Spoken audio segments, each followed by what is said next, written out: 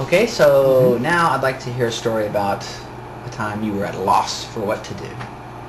Okay, all right, yes. All right, well, this story happened about 20 years ago. Actually. Okay, 20 years ago. I was about 19 years old. Yeah. And I travelled to Australia with a friend of mine. Okay. And Australia is very close to New Zealand, where I Uh-huh. live, so it's not a big trip to go there. You traveled like by car or? Well, you have to. We took an airplane there. Oh, I see. Okay. But it's only a short flight, 2 hours, 2.5 hours. Okay. 3 hours.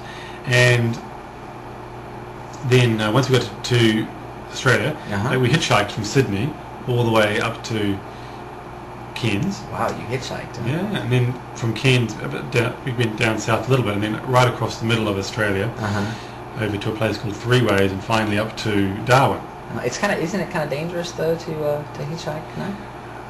Well, I would say yes. Yeah, yes. yeah. It's not advice I'd give anybody to hitchhike actually, but I did. You did, okay. And at this on the way to Darwin, there's a small town called Katherine, which is where they have some tourism because they've got a big crocodile park there. Crocodiles. Yeah, so there's a few tourists go through there, but it's not a big town. And we wanted to stay in a hotel, but my friend and we went to the hotel, but it was very expensive. I see. And we were hitchhiking. We didn't have much money. Right. So my friend didn't want to stay in the hotel. Right, I see. But I wanted to, but we didn't stay in the hotel. Okay. Instead, we slept under a table in the park.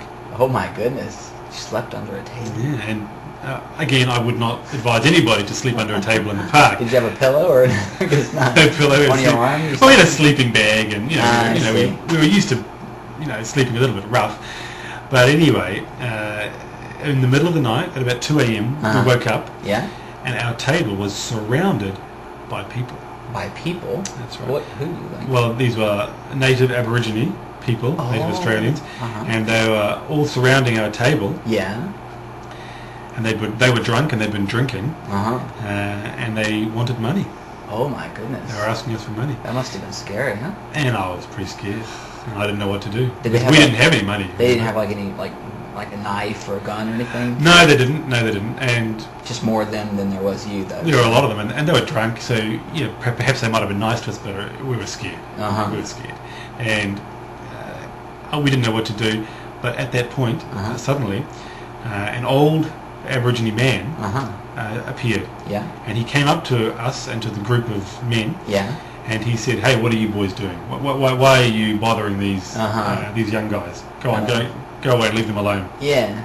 And they listened to him, and off they went. And so we were very lucky. Yeah. And I've always been very grateful for that old man who came up to help us. Wow, very nice. Saved your life, eh? Yeah.